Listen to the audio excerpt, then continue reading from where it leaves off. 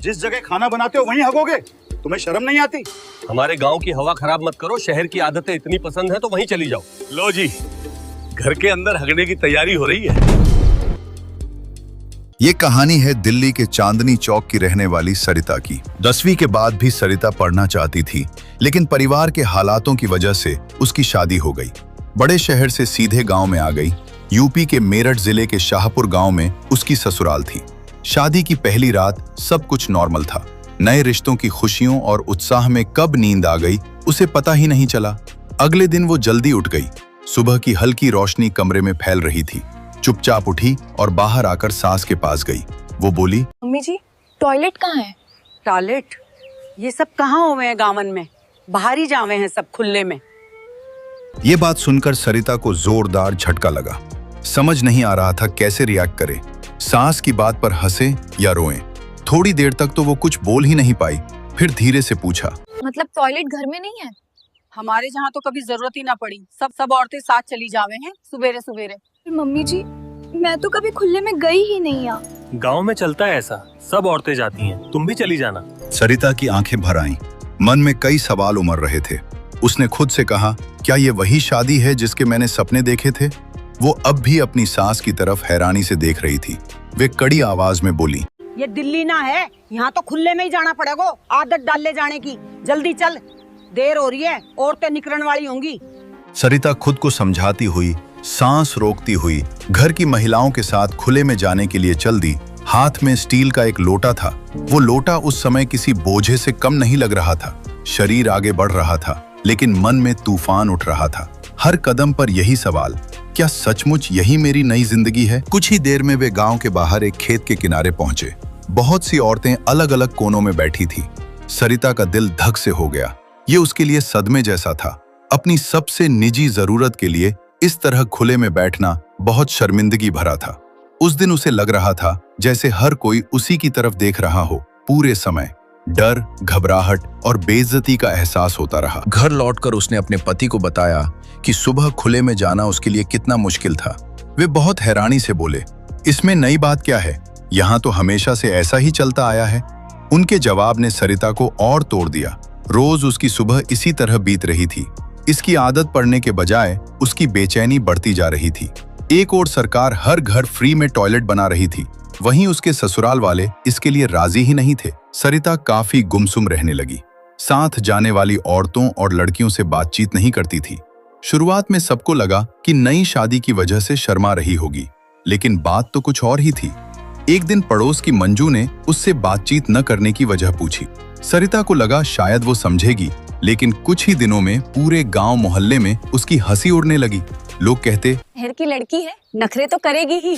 संजय की बहू शहर से आई है, घर में चौका चूल्हे की जगह लैट्रिन बनवाना चाहती है। धीरे धीरे पूरे गांव और घर वालों का सरिता के लिए नजरिया बदलने लगा। बेइज्जती और दुत्कार ऐसी थी जैसे वो कोई गलत मांग कर रही हो। सबसे ज्यादा दुख तब हुआ जब पड़ोस के लोगों ने अपनी बहू बेटियों को उससे बात करने से रोक दिया। वे कहती, बादल की बहू बड़ी मॉडर्न है, इससे बात करोगी तो बिगड़ जाओगी। वो जहाँ खाते हैं वहीं लैट्रिन बनवाना चाहती है। सरिता दिन ब दिन अकेली पड़ती जा रही थी, लेकिन उसे पूरा यकीन था कि वो जो सोच रही है वो गलत नहीं है। शादी को करीब 1 महीना हो चुका था। एक दिन दोपहर में उसके पेट में तेज मरोड़ उठने लगी। उस दिन सास भी घर पर नहीं थी। हिम्मत करके उसने अपने पति से कहा। उसे बहुत तकलीफ हो रही थी।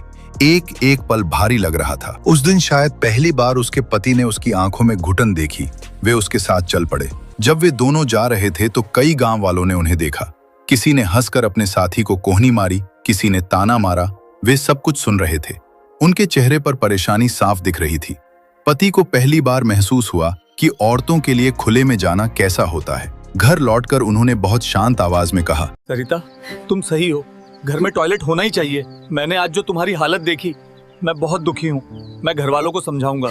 एक महिला को पूरी दुनिया की जरूरत नहीं होती, बस उसका जीवन साथी उसके दर्द को समझ ले, यही काफी होता है। उन्होंने उसके लिए अपने मम्मी पापा को समझाना शुरू किया। पहले सब लोग नाराज हुए, लेकिन उसके पति डटे रहे। कुछ दिन बाद घर वाले इसके लिए मान गए। ससुराल वाले टॉयलेट बनाने के लिए तो राजी हो चुके थे, लेकिन असली चुनौती अभी बाकी थी। पूरे गांव को समझाना कि घर में टॉयलेट होना कोई बुरी बात नहीं है। गांव की सोच हमेशा से यही रही थी कि शौच तो बाहर ही होता है, जो कोई इसके खिलाफ जाता उसे अजीब नजर से देखा जाता। सरिता और उसके पति ने तय किया कि ग्राम प्रधान मनीराम जी की मदद ली जाए। सरिता ने खुद हिम्मत जुटाई और प्रधान जी के घर गई। ये कदम उसके लिए बहुत बड़ा था। गांव में औरतों का किसी आदमी, खासकर प्रधान जी से सीधे बात करना गलत माना जाता है, लेकिन सरिता के लिए अब ये बातें मायने नहीं रखती थी। वो पहले ही बहुत कुछ सुन और सह चुकी थी। उसे बस अपने घर में एक टॉयलेट चाहिए था। उसने प्रधान जी से साफ कहा, मैं संजय जी की पत्नी हूँ, मुझे अपने घर में एक शौचालय चाहिए। मेरे घर में इसकी बहुत ज्यादा जरूरत है। प्रधान जी को थोड़ा अटपटा लगा। गांव में बाकी लोगों की तरह उन्हें भी उम्मीद नहीं थी कि नई बहू खुलेआम ऐसी मांग करेगी। उन्होंने कहा, अगर तुम्हारे घर वालों को इसमें कोई दिक्कत नहीं है तो शौचालय का फॉर्म भर दो। मैं पूरी कोशिश करूंगा कि ये पास हो जाए। ये सरिता के लिए किसी लड़ाई में जीत जैसा था। वो शौचालय का पहला फॉर्म लेकर घर लौटी, लेकिन उसे अंदाजा नहीं था कि गांव में तूफान खड़ा हो जाएगा। ये खबर गांव में आग की तरह फैल गई। शाम होते होते गांव वाले डांटने फटकारने के लिए उनके घर पहुंच गए। एक आदमी तमतमाते हुए बोला, जिस जगह खाना बनाते हो वहीं हगोगे? तुम्हें शर्म नहीं आती? हमारे गांव की हवा खराब मत करो। शहर की आदतें इतनी पसंद है तो वहीं चली जाओ। गांव की बहुएं ऐसे काम नहीं करती। घर में लैट्रिन बनवाना पाप है। जहाँ खाना खाते हैं वहाँ गंदगी कैसे फैला सकते हैं? घर वालों ने किसी तरह समझा बुझाकर गांव वालों को वापस भेजा।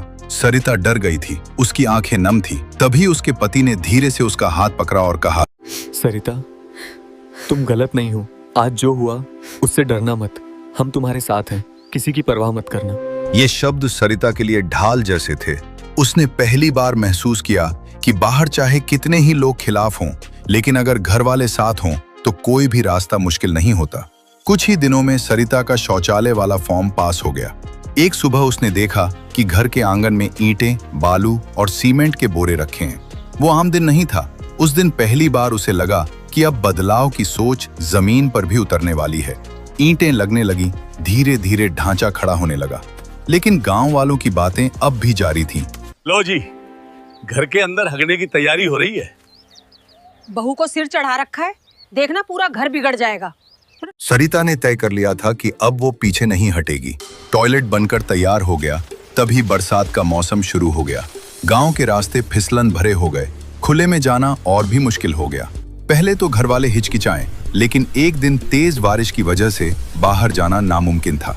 तभी उसकी सास बोली, आज मैं भी यहीं जाऊंगी, बाहर जाना मुश्किल है।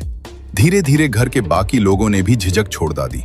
घर में टॉयलेट बन जाना सरिता के लिए सिर्फ सुविधा नहीं था, वो उसके खोए हुए सम्मान की पहली वापसी थी। अब उसने ठान लिया था कि ये लड़ाई वो यहीं खत्म नहीं करेगी। उसे पूरे गांव को समझाना था कि घर में लैट्रीन होना पाप नहीं, जरूरत है। उसके ससुराल वाले अब उसके साथ थे। उन्होंने भी समझ लिया था कि टॉयलेट का मतलब सिर्फ सुविधा नहीं, बल्कि महिलाओं की सुरक्षा और सेहत भी है। उन्होंने तय किया कि फिर से प्रधान जी से बात की जाएगी। सरकार का स्वच्छ भारत मिशन चल रहा था, लेकिन गांव वाले तब तक कदम नहीं बढ़ाते थे जब तक कोई उन्हें समझाए नहीं। सरिता और उसकी सास जब भी मोहल्ले की औरतों के साथ बैठती, वे शौचालय की बात छेड़ देती। कभी सास कहती, बरसात में बाहर जाना कितना मुश्किल होता था, अब बहुत आराम है। कभी सरिता समझाती, बच्चियां बड़ी हो रही हैं, उनके लिए खुले में जाना सेफ नहीं है। धीरे धीरे उन औरतों के माथे पर चिंता की लकीरें उभरने लगी। वे आपस में कहने लगी, हाँ, बरसात में तो सच में बहुत दिक्कत होती है। धीरे धीरे गांव की सोच बदलने लगी। शौचालय बनते गए, घर घर बात पहुंचने लगी। इसी तरह करीब 1.5 साल बीत गया और फिर 2019 में उनकी मेहनत रंग लाई।